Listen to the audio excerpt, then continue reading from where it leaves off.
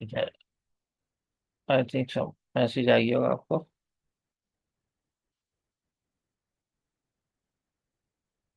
ये मैंने रिकॉर्डिंग भी शुरू कर दिया ताकि आप अगर बाद में भी चाहें तो इसको देख लें।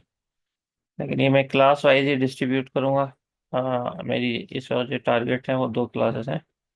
एक जो है वो आज की क्लास है, सही है, 60636 है।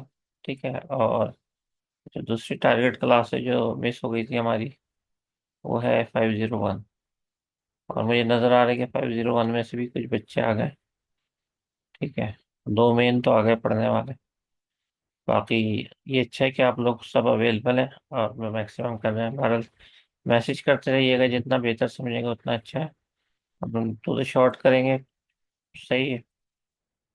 ठीक है, पेपर जो है वो मेरे सामने, मतलब मैंने बनाया है।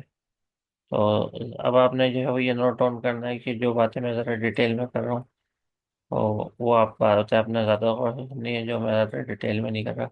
दूसरी बात ये कि मैंने आपको मैसेज कर दिया था कि ये हम लोग हो सकता है कि ज़रा लंबी क्लास करें। उसका पर्पज़ यही है, एंड के अंदर थोड़ा सा ये चीज़ें भी देख लेंगे कि मिड टर्म से पहले जो थी वो क्या चीज़ें पेपर में रह गई थी। तो ये चीज़ भी देख लेंगे ना। अच्छा, तो ये मैंने आप लोगों को बोला था। अब इसमें मुझे ये कोई ऐसा बच्चा नहीं है, कोई बच्चा जो है वो इधर लिख के बता दे अपने चैट के अंदर कि लास्ट टाइम मैं जो कह रहा हूँ आपने।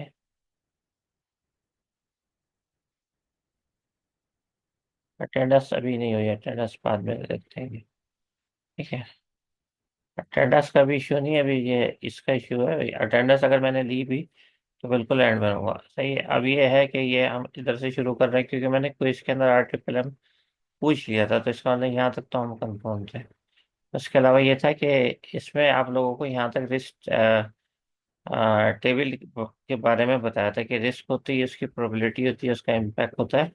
और फिर ये डिटेल करता है, यानी रिस्क क्या है, कितने परसेंट प्रोबेबिलिटी के वो आकर होगा, क्या जो उसका इम्पैक्ट है, ये नंबर ही होता है 1 से 5। और रिस्क जो है वो उसकी ये डिस्क्रिप्शन होती है कि कैसे जो उसको अवॉइड कर सकते हैं, कैसे उसे मॉनिटर कर सकते हैं और कैसे उसे मैनेज कर सकते हैं। ठीक है। तो अगर हम देखें तो उस वक्त तक नहीं दिया था ये जो मैं आपसे कह रहा हूँ कि अपडेटेड स्लाइड है, और वो कल भी मैंने मैसेज किया, वो भी बताऊंगा। ये हमारे पास एक एग्जाम्पल है किस चीज़ की। इस चीज़ की एग्जाम्पल है कि ये हमारे पास मैंने एक टेबल यहाँ बना दिया।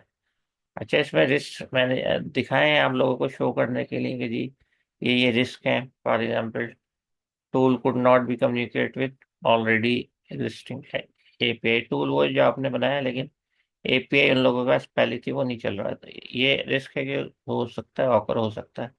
तो इसकी प्रोबेबिलिटी वेरी हाई है। तो ये इम्पैक्ट वो फैक्टर यदि 1 से 5 तक। ठीक है। अच्छा, प्योरिटी जो हम देखते हैं कि इम्पोर्टेंस कितना है। तो 1 में भी वेरी हाई हो, और जो है आपके पास रिमेनिंग जो है वो हम ये देखते हैं कि इसका ऑनर कौन हो सकता है। तो ये सिंपल सी एग्जांपल्स है।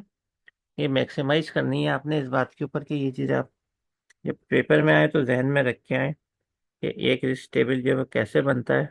कोई रिस्क दिया जाए तो आपको जो है वो आता हो, उसमें जो गिवन सिनारियो है, प्रोबेबिलिटी जो अगर उसमें है तो वो किस कॉलम में रखनी है, इम्पैक्ट के अगर हवाले से कोई बात है कि सिक्योरिटी किस में रखनी है, और ऑनर आप उसके अंदर होगा, नहीं होगा तो आप बना लीजिएगा ऑनर। सही है।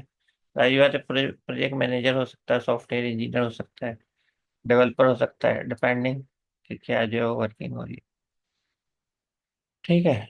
तो ये बहरहाल मैं आपको जो है वो साथ साथ ये अपडेट करता रहूँगा, और हर हर हवाले से जो है हम कोशिश करेंगे कि अपडेट रहे। अब ये मसला है कि लोग जो है वो रुक रुक के आ रहे हैं, उधर भी देखना है। ठीक है। तो मेरे ख्याल में मैं, अगर इसमें अच्छे दो लोग खाली जवाब देंगे मुझे, इब्राहिम तो है नहीं, तो इसमें जो है वो मुझे जवाब दे देंगे। अब्दुल रहमान है शायद, आई थिंक तो अब्दुल रहमान ओके कर देंगे। ठीक है, यहीं तक हमने वो चीज़ें देखी थी। और एक जो उस क्लास में अलीनस कर दें फिलहाल, हमने यही चीज़ें देखी थी। तो आप लोगों ने ओके लिख देना है यहाँ पे चैट में। और मैंने पहले कहा जो है वो आपने चैट में, आप अगर डायरेक्ट उसको कर देंगे, जैसे टू मी आ रहा है, यदि मुझे आएगा तो उसका ये एडवांटेज है कि मैं आपसे अगर कभी कोई क्वेश्चन करता हूँ तो भी आ जाएगा। अब देखें, अलियनस ने जवाब नहीं दिया, इसका मतलब वो मेरे ख्याल में है नहीं। या दूसरा देख लेते हैं कौन यहाँ पे बच्चा ऐसा है जो जवाब दे सकता है। सही है। तो मेरे ख्याल में है अब्दुल बासित। आप बताएं ये, लेकिन अभी आप तो खुद अभी आए।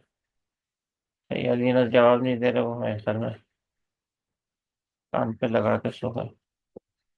जरा आके सबसे पहले अपनी अटेंडेंस लगा देते हैं, लेकिन अटेंडेंस अभी कोई हो नहीं रही है। उनकी बहुत अच्छी आदत है। और जो है वो, कौन किससे मैं पूछूं? तोबा, या तोबा शबीर शामिर जो भी है, जो भी उस क्लास का है ना, इर्तजा है। मैं हम लोगों ने यहीं तक पढ़ा, यही चीजें देखी थी ना लास्ट, जो अपनी क्लास में देखी थी। फिर स्टेबल क्या होता है, आप ओके वगैरह कर दें जिसकी भी नॉलेज में। आपकी क्लास से आपकी क्लास वाले लोगों से ही मैं बात कर रहा हूँ अभी, क्योंकि उधर से जो है तो जवाब आ गया अब्दुल रहमान का। मेरी आवाज आ रही है? अच्छा, आया नहीं है मुझे, मैं ऐसे नहीं बोल रहा हूँ, आप चेक करने आया नहीं है। इधर मैसेज नहीं करना, व्हाट्सएप वगैरह पे आप डायरेक्ट इधर का इधर भी देखें आप। मैं देखता हूँ दोबारा, शायद आ गया हो। नहीं, मुझे नजर नहीं आ रहा ना, तो इसलिए मैंने आपको कहा। अच्छा खैर छोड़े। अच्छा, अब जो है ना, मैं जरा थोड़ा शॉर्ट शॉर्ट करके बता रहा हूँ, लेकिन काम की बातें बता रहा हूँ, तो वो आपने जरा इतना भी ध्यान रख सकते हैं। ठीक है, रखिए अपना इधर। कोशिश करें समझने की, रिकॉर्डिंग तो मैं कर ही रहा हूँ, तो वो शायद आप बाद में भी देख लें, लेकिन जो पॉइंट्स मैं बता रहा हूँ ना, वो जरा कोशिश करें कि आप सब जो भी आ चुका है वो ध्यान में रखें इस चीज़ को। ये जो डिस्कस कर रहे हैं इम्पोर्टेंट ही है। अच्छा, मैंने जैसे बताया कि ये रिस्क मेडिटेशन मॉनिटरिंग और मैनेजमेंट क्या होती है, तो ये आपके पास जर्नल है कि रिस्क जो है वो हम ये देखते हैं कैसे अवॉइड करते हैं, इसके मतलब कुछ लिख देते हैं। सही है।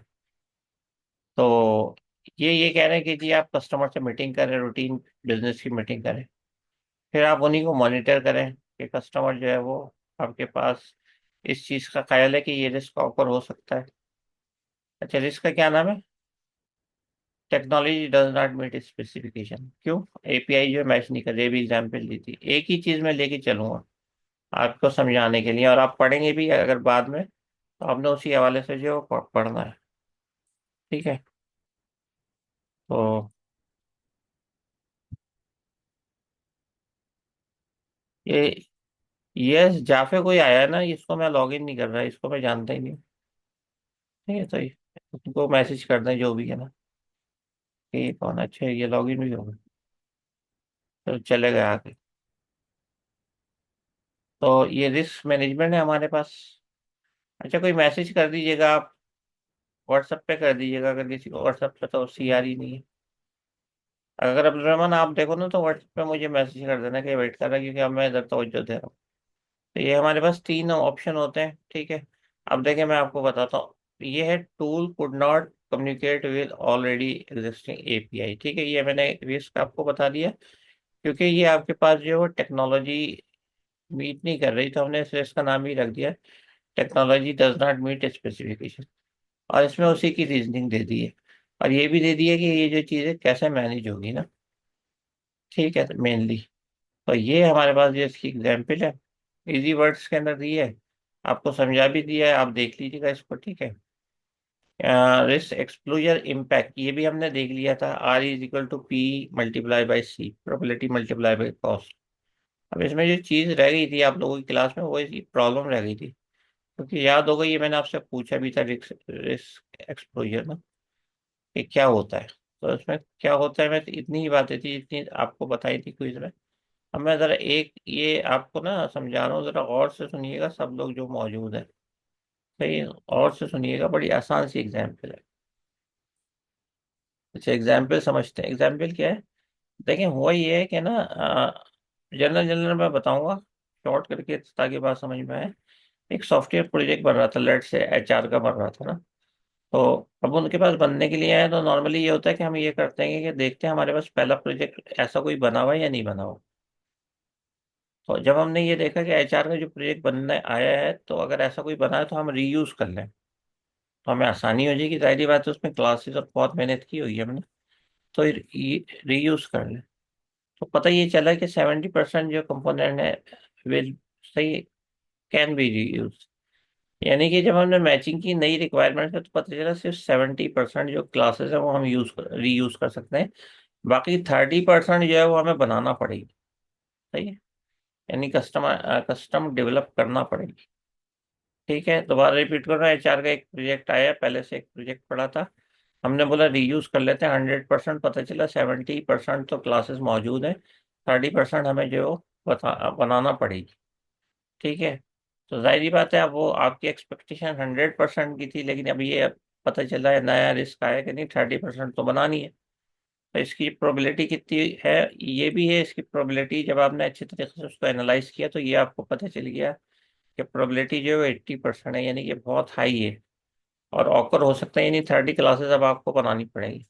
अच्छा, पता है ये रिस्क हम क्यों ले रहे हैं, इसको समझ रहे हैं, इसलिए समझ रहे हैं कि रिस्क का मतलब है टाइम कंज्यूम भी होगा, डेवलपर भी हमें जो है वो दोबारा से वर्किंग करना पड़ेगी। और 70% है तो उससे मैच के अंदर ही बनाना पड़ेगा। ये वाई एस जैफ है, कोई आते हैं देखिए वेटिंग रूम में, इनसे बोले मत आए। सही है। तो और लग ये रहा है कि ये गड़बड़ करने का कोई आ रहा है ना, तो इसलिए नहीं है, मैं अलाउ नहीं करूँगा गड़बड़ करना। तो आपके पास अब देखें रिस्क जो है वो आइडेंटिफिकेशन हो चुकी है। आपने ऐसी प्रॉब्लम को, अगर ऐसी टाइप की प्रॉब्लम हो तो आपने ऐसे सॉल्व करना है। 70% बने हुए, 30% जो है वो बंद है। ठीक है। तो इसकी प्रोबेबिलिटी क्या है, दूसरी हेडिंग 80%। ठीक है। रिस्क इम्पैक्ट क्या होगा, इसकी रिस्क इम्पैक्ट की कैलकुलेशन हम करेंगे। क्यों? इसलिए कि अगर ये जो रिस्क एक्सपोजर है, ठीक है, ये एक्चुअली आपको हेल्प आउट करेगा रिस्क इम्पैक्ट का।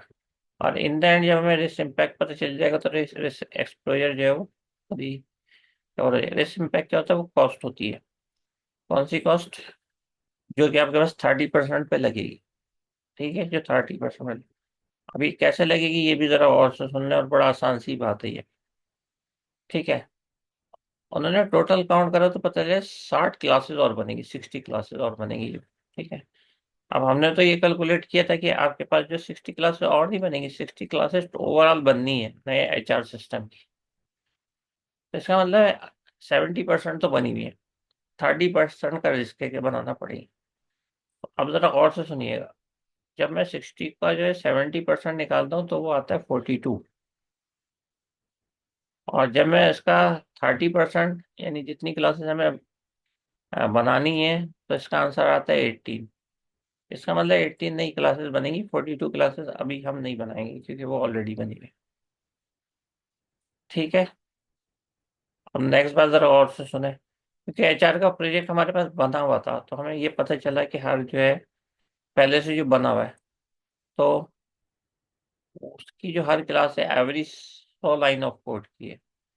और जो हमारा पिछली दफा खर्चा आया था प्रोग्रामर का, वो 14 रुपीज पर लाइन आया था।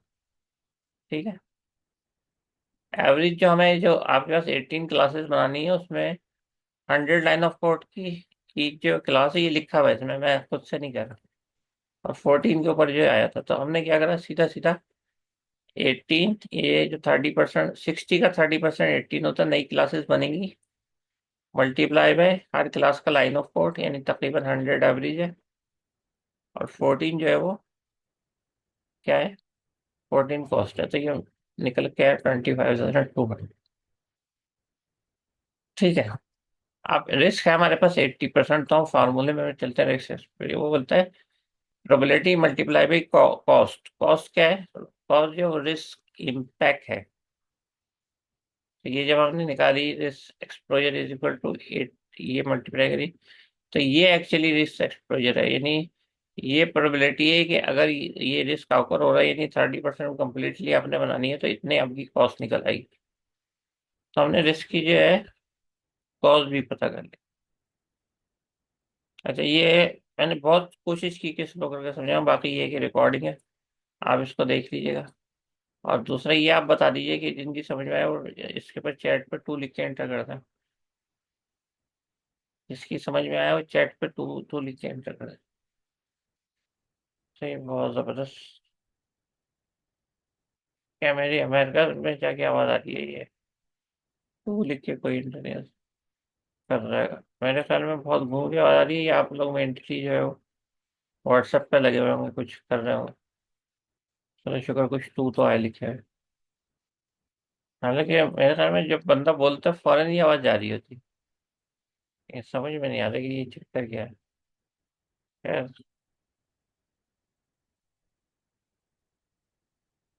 चलिए। रिस्क जो है वो किस वजह से हो सकते हैं?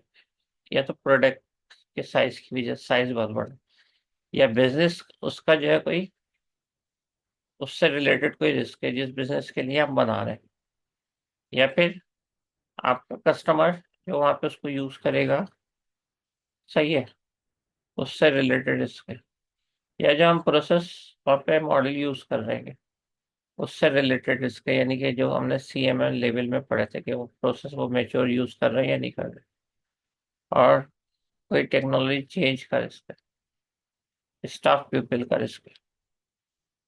तो ये रिस्क है, और हर रिस्क जो है लिस्टेड है। तो पहला रिस्क देखते हैं प्रोजेक्ट साइज का। तो अगेन जो है वो आपके पास जो अगर साइज चेंज हो जाए, सही, line of code, functional point, ठीक है, नंबर ऑफ प्रोग्राम्स चेंज हो जाए, सही है, उसमें जो फाइल या आपके पास टेबल यूजर है वो चेंज हो जाए, जो ट्रांजेक्शन है वो उसकी क्वांटिटी जो बढ़ जाए, सही है।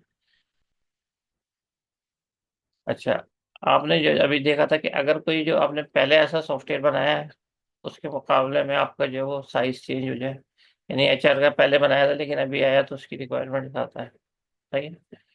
डेटाबेस जो है वो यूज हो, मतलब जो हो रही है उसका कोई इम्पैक्ट आने वाला हो, ठीक है, नंबर ऑफ यूजर बढ़ जाए आपकी प्रोडक्ट की, क्योंकि ये सारी जो रिलेट है ये कर रहेंगे आपके पास किससे रिलेट कर रहे हैं, प्रोडक्ट साइज, ठीक है।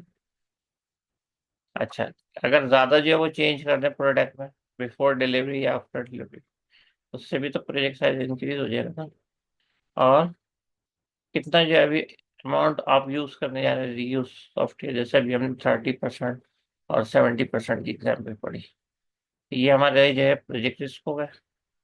इसका बिजनेस से रिस्क क्या हो सकते हैं? बिजनेस ये हो सकते हैं कि जी आपके पास जो है वो कंपनी का रेवेन्यू जो है वो बढ़ रहा है या नहीं बढ़ रहा। नहीं बढ़ रहा है का कोई फायदा नहीं है आपके सॉफ्टवेयर बनाने का, सही है।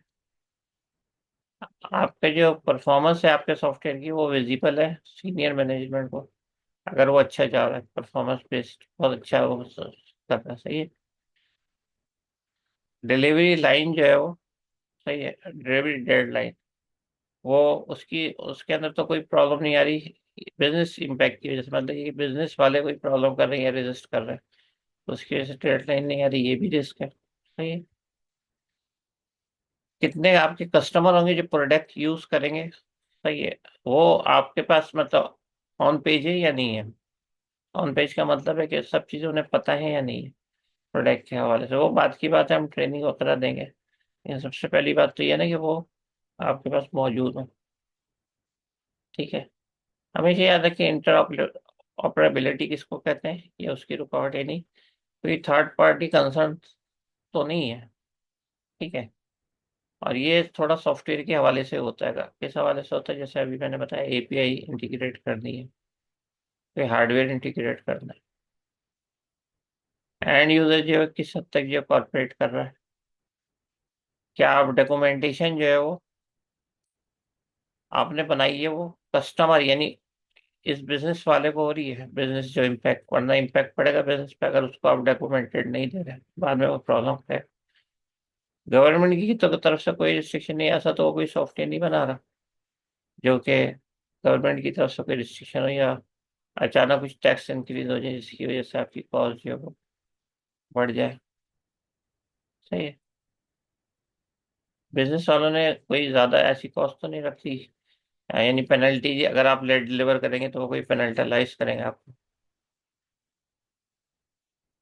अगर आप ऐसी प्रोडक्ट देते हैं जो सही वर्क नहीं कर रही है, यानी डिफेक्टिव, सही है, तो उसका बिजनेस का क्या इफेक्ट होगा, या बिजनेस का रिस्पॉन्स कैसा होगा, निगेटिव या पॉजिटिव। तो ये सारे रिस्क हैं बिजनेस से रिलेटेड, उस ऑर्गेनाइजेशन से रिलेटेड जो कि जिसके लिए हम सॉफ्टवेयर बना रहे हैं। कस्टमर कौन है? हमारा यूजर है, कौन सा सॉफ्टवेयर, सही है। अगर आपने उससे पहले से साथ काम किया तो बहुत अच्छा है, सही है। उसको सॉलिड आइडिया है रिक्वायरमेंट का, यानी वो बता भी पा रहा है या नहीं बता पा रहा। नहीं बता पा रहा तो फिर बेकार है। सही है। वो एग्री है कि आपके पास आपको टाइम देगा, आप जब भी उससे रिक्वायरमेंट पूछने के लिए आया करेंगे। सही है। जब आप कुछ सॉफ्टवेयर का पार्ट बना के लेके जाएंगे रिव्यू कराने के लिए कि ये बन गया है तो कस्टमर उसमें पार्टिसिपेट करेगा। क्या उसको थोड़ी बहुत टेक्निकली नॉलेज है, ये हेल्पफुल होती है इसलिए कि फिर वो, आप जब बात कोई टेक्निकली मुंह से वर्ड निकल जाता तो वो समझ रहा होता है।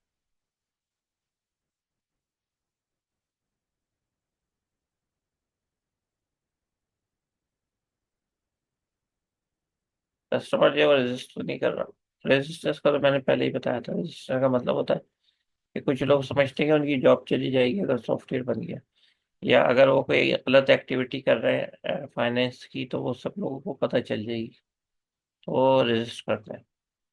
ठीक है? और इटसेल्फ कस्टमर जो आपका प्रोसेस है उसको, सॉफ्टवेयर इंजीनियर का प्रोसेस उसको समझता है कि किस फेज में आप क्या करेंगे और क्या करेंगे, ताकि वो उसके लिए तैयार है आपके आंसर के लिए। प्रोसेस हमें पता है, हमने शुरू से पढ़ा है। SPM, software process model. Mid term में आपको क्वेश्चन दिया था कि ये रिक्वायरमेंट है, बताएं कौन सा प्रोसेस मॉडल जो है वो यूज होगा। CMM में क्या करा था, उसमें ये बताया था कि जी कौन से लेवल के ऊपर जो है वो आपके पास, कौन सा जो है वो, मतलब क्या वो मेच्योरिटी लेवल ले लेता है, ये भी पूरा प्रोसेस था। 1 का मतलब था इनिशियल, और 5 का वेरी हाई था, ये क्विज में पूछा था। ठीक है। तो आपने क्या कोई प्रोसेस फ्रेमवर्क बना, ये CMMI के हवाले से है सारी बातें ना। आपकी प्रोजेक्ट टीम उसको फॉलो करती है, नहीं करती तो मेच्योरिटी लेवल या प्रोसेस लेवल ये तो बेकार है आपका। सही जो है आप, जो वो मैनेजमेंट है वो उसकी तरफ से कोई सपोर्ट हासिल है जिस लेवल के ऊपर भी आप हैं, या उस हवाले से जो भी आप स्टैंडर्ड यूज करेंगे उधर जाके रिक्वायरमेंट के हवाले से। सही है। आपके जो है SQ, आप इन्हीं सॉफ्टवेयर क्वालिटी आप इम्प्लीमेंट कर रहे हैं या नहीं कर रहे हैं, ये भी हमने देखा था कि CMM का पार्ट था। सही है। फॉर्मल टेक्निकल रिव्यू, ये मैं कितनी दफ़ा जोर देके बता चुका हूँ कि क्वालिटी जो है वो बार बार रिव्यू करने से आती है। जैसे आप क्लास में बार बार अपना कोई सब्जेक्ट पढ़ रहे होते हैं, तो रिव्यू करते करते आप इस लेवल पर पहुंच जाते हैं कि आप अच्छे नंबर लेते हैं। केस टूल आपने यूज किए हुए हैं, ठीक है। क्योंकि ये CMM में पढ़ा था कि अच्छे जो मॉडल है या अच्छे जो आपके CMA लेवल है वो अच्छे टूल यूज करते हैं एनालाइज के लिए, डिजाइन के लिए, टेस्टिंग के लिए। इंटीग्रेशन होनी चाहिए टूल में ताकि प्रॉब्लम ना हो। बहुत अच्छी डॉक्यूमेंटेशन होनी चाहिए, क्योंकि ये भी रूल था CMM का कि डॉक्यूमेंटेड। टेक्नोलॉजी जो है वो नई तो नहीं है आपके ऑर्गेनाइजेशन के लिए, ऐसा प्रोजेक्ट कर लिया जिसने कभी किसी प्रोग्रामर ही ने नहीं काम किया, IoT वगैरह, तो फंस गए। कोई ऐसा नया एल्गोरिदम तो नहीं है जो कि आपके लिए बिल्कुल नया हो, और जब आप काम करने के लिए जाएंगे तो प्रॉब्लम होगा। कोई ऐसा नया हार्डवेयर तो उन्होंने आपसे नहीं कहा बना, मतलब बनाने के लिए, या बनाया जिसको लोग इतना यूज नहीं करते, अनप्रूवन है वो भी प्रॉब्लम क्रिएट करेगा। सही है। अच्छा, ये आपके पास जो एप्लीकेशन इंटरफेसेस हैं उनकी रिक्वायरमेंट के हवाले से है या नहीं है। सही है।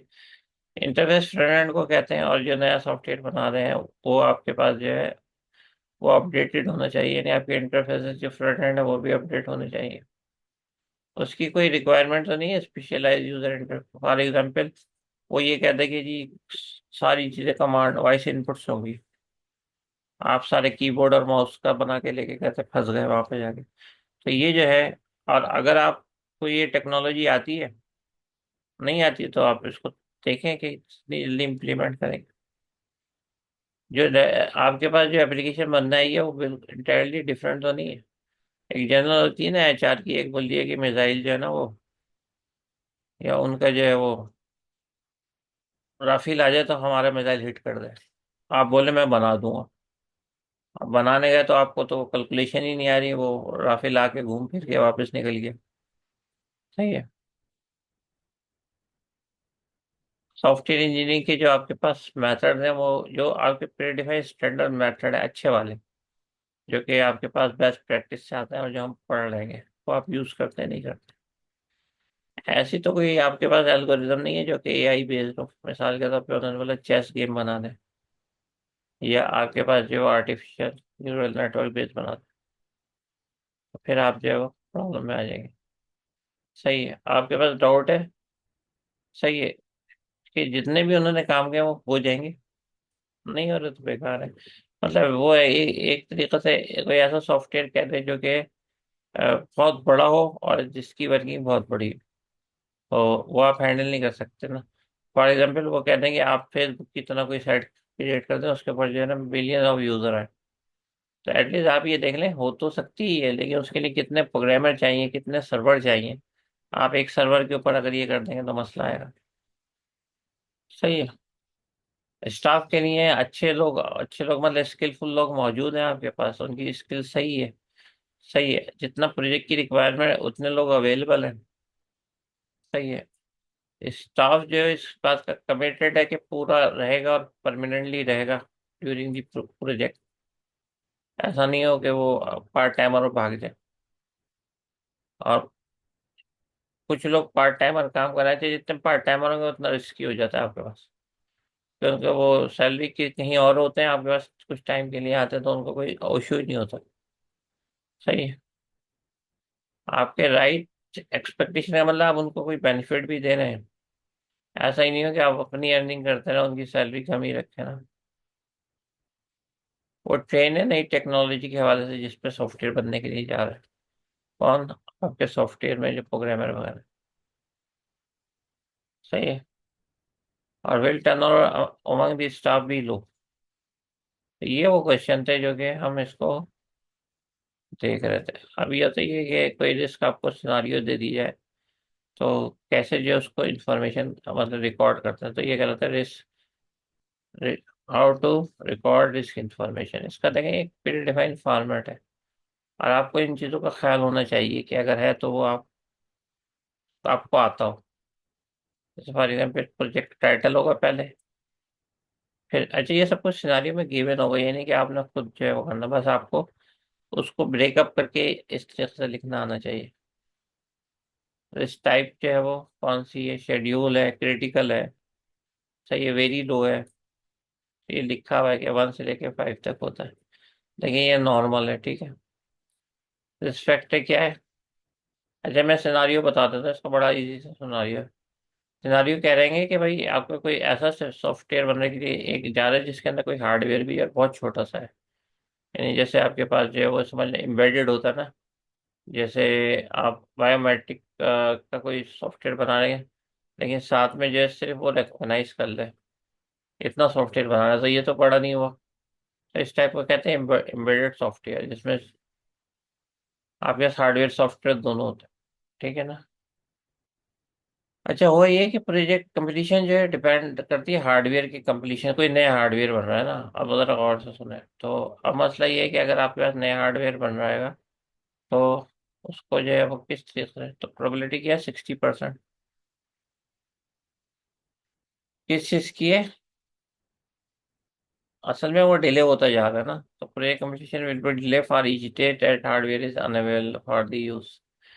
ठीक है, तो अब आपको जो है वो इस चीज़ की, क्योंकि वो डिले हो रहा है तो ये एक फैक्टर है। सब कुछ रेडी है, आपका प्रोग्रामर है, इनसाइड हाउस वगैरह, लेकिन जो हार्डवेयर डिपार्टमेंट है या बाहर से आप बनवा रहे हैं थर्ड पार्टी से, तो वो ज़रा मतलब है कि डिले हो रहा है। तो बोले जितना डिले होते चले जाएगा तो वो टेस्टिंग को डिले करता जाएगा। सही है।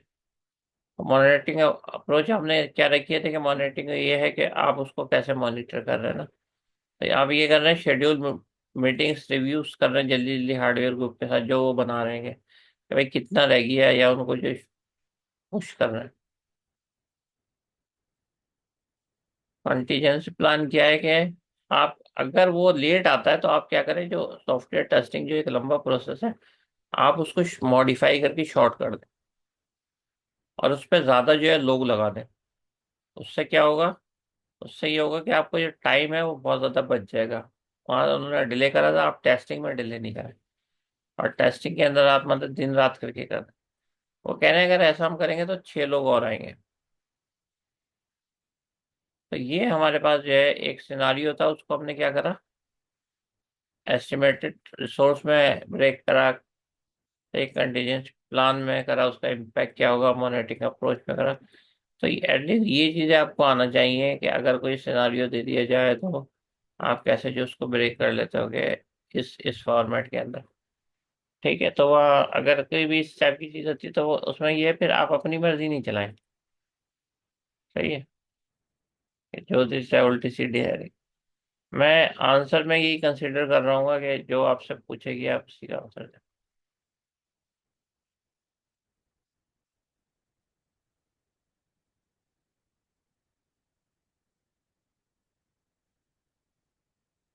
ये हमारा दूसरा टॉपिक है जो कि पता नहीं फिजिकल क्लास में हो जाता है या हमारी जो है उसमें वेडनेसडे को जो ऑफ हो गया तो हो जाता है।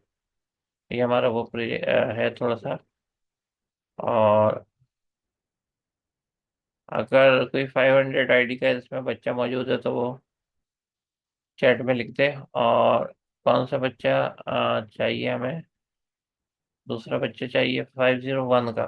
सिर्फ 500 और 501 के जो है वो अपने अपने जो है वो, बस अब वो जैसे ही वो ये लिखेंगे ना, क्या लिखेंगे, ये लिखेंगे कि हम मौजूद हैं, या 1 लिख दें या 2 लिख दें। सुफियान जाहिद है, नहीं सुफियान जाहिद था नहीं, जरार ऐसा ही है, जरार दूसरी क्लास के हैं, और जरार के साथ मेरे ख्याल में फिजा भी है, रहमान भी है। ठीक है, रहमान भी है और फिजा भी है, तो ये रविंदर आप मत लिखें, आपके तो इसी का, हाँ तो ये जो है 501 के। अब मैं पूछा 500 का कोई बैठा हुआ है, 500 जिसमें अब्दुल हादी वगैरह है और वो है अफान हैदर वगैरह, तो अगर आप में से कोई उनको जानता है तो उसको उनको मैसेज करते हैं। सही है। अब हम मुझे वो कर रहे हैं, वैसे मैंने व्हाट्सएप पे तो मैसेज किया हुआ है हमारी है। हाँ राहुल भी नहीं है, राहुल जो है वो है तो लिखे। सही है। और बाकी ये है कि मेरे ख्याल में अब्दुल हादी सो गए।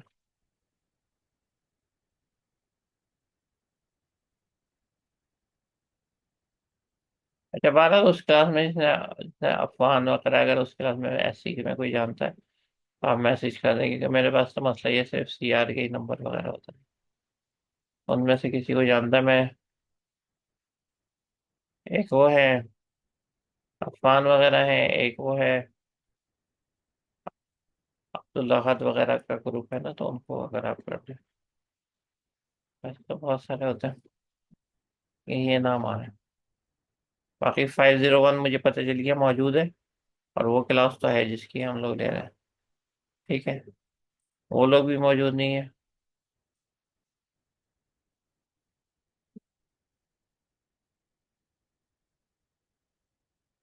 ये तो मौजूद था, इसको मैंने तो बार नोट कर लिया, इसको कर दो।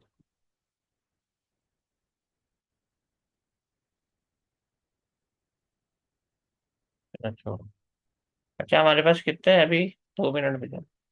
अच्छा ठीक है, ये मैं अभी इसको मैं थोड़ा सा स्टार्ट करता हूँ। ये हमारा दूसरा टॉपिक है, छोटे छोटे से टॉपिक है। बस आपने जो है वो इस दौरान जब ब्रेक आएगा, देखें हम जूम का ब्रेक जो है वो हो गया है, खुद ही 10 मिनट का हो गया।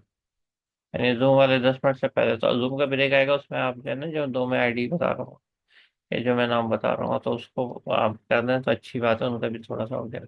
वाले इसकी रिकॉर्डिंग आप भी देख सकते हैं, ऑलरेडी मैंने वेडनेसडे की क्लास एक ली थी, उसकी डाल दी है, आप लोग देख सकते हैं। लेकिन अगेन बात यह है कि मैं बीच बीच में जब ये आपको बात बता रहा हूँ तो वो आपके जहन में रह जाएगी कुछ थोड़ी बहुत, तो कोशिश करें कि आप अपनी क्लास को भी बोलें कि आए, और उनको भी, दूसरी क्लासेस को भी बोलें आके जावे। अच्छा सॉफ्टवेयर क्वालिटी भाई, ये ज़रा देखें, अभी हमारे पास रहा तो ये 1 मिनट रह गया। मैं खाली ये स्लाइड पढ़ता हूँ सॉफ्टवेयर क्वालिटी वाली। ठीक है, तो देखें आप, पीपल क्वालिटी एक्सप्रेस। अच्छा सॉफ्टवेयर क्वालिटी होती क्या है ना, तो आपके पास उन्होंने स्टार्ट इससे कर दिया, कर पहले हम इसकी डेफिनेशन ही के ऊपर आ जाते हैं, पहले डेफिनेशन देख लेते हैं।